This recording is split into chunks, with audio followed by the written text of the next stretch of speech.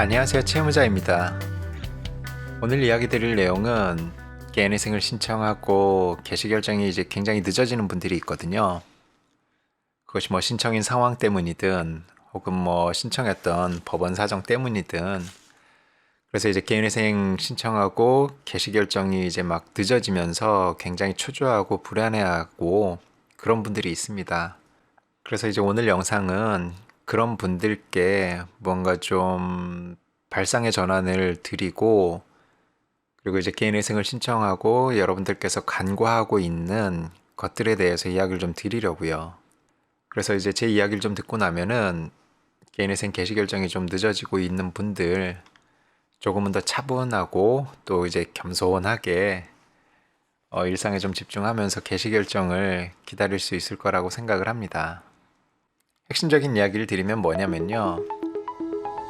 여러분들은 여러분들대로 개시 결정이 막 늦어지면서 힘들잖아요.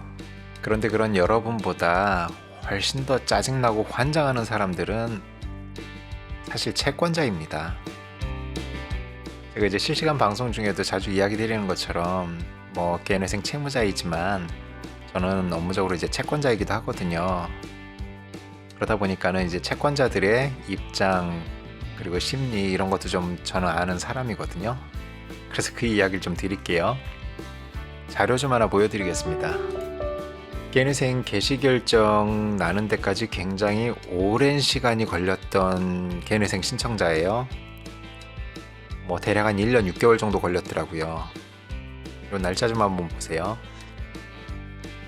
2018년 12월에 개인회생 신청서를 법원에 접수를 했습니다. 그리고 이분이 개인회생 게시받는 데까지 1년 반 정도가 걸렸단 말이에요.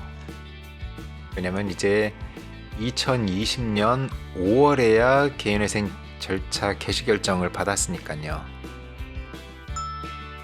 굉장히 지루했겠죠. 1년 반. 근데 이제 이분의 사건 기록을 제가 쭉 보니까는 뭐 어떤 게 있었냐면요.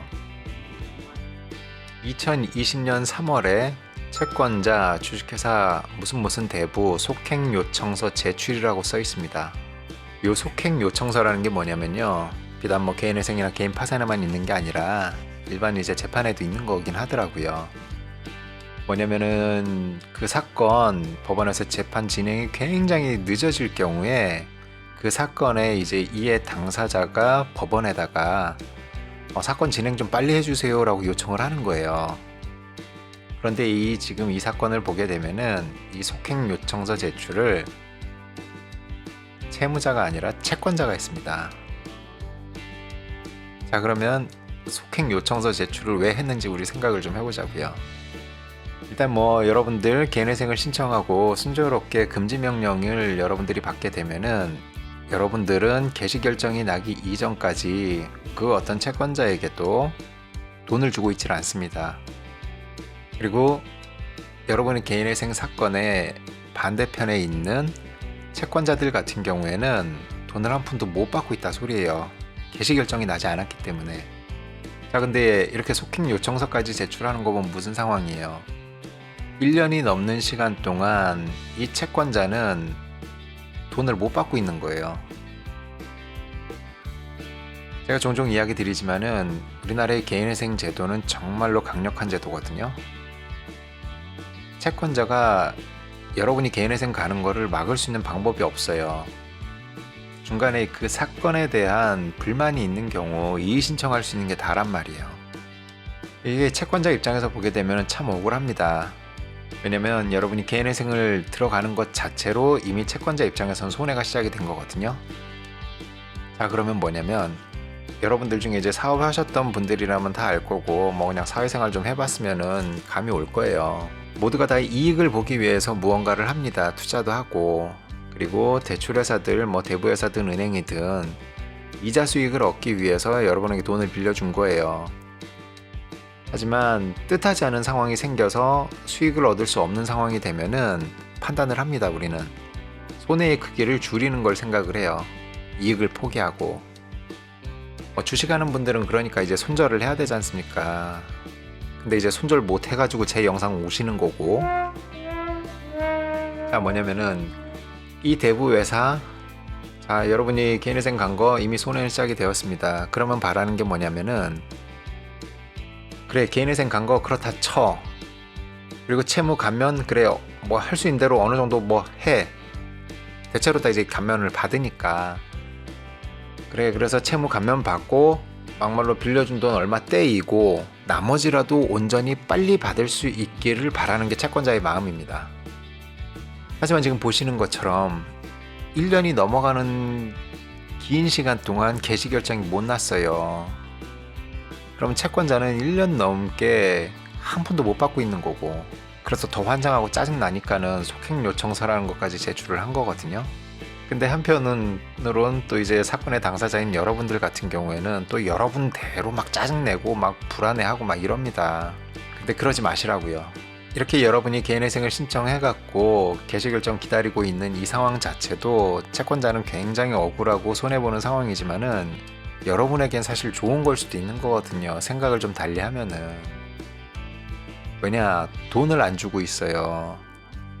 그리고 여러분은 변제계획에 제출했던 대로 그 변제금을 그냥 달달이 모으고만 있으면 됩니다. 뭐 요새 되는지 모르겠습니다만 한 1%짜리 이자 수익이라도 올릴 수가 있는 상황인 겁니다, 여러분들은. 그리고 또 대단히 중요한 게, 여러분들이 비록 개시 결정이 뭐 굉장히 늦어지고 1년 넘어가고 이런 상황이라 할지라도 개시 결정이 늦어진다라는 것이 여러분이 뭐 변제 기간이 더 늘어나거나 이런 것 절대로 아니거든요.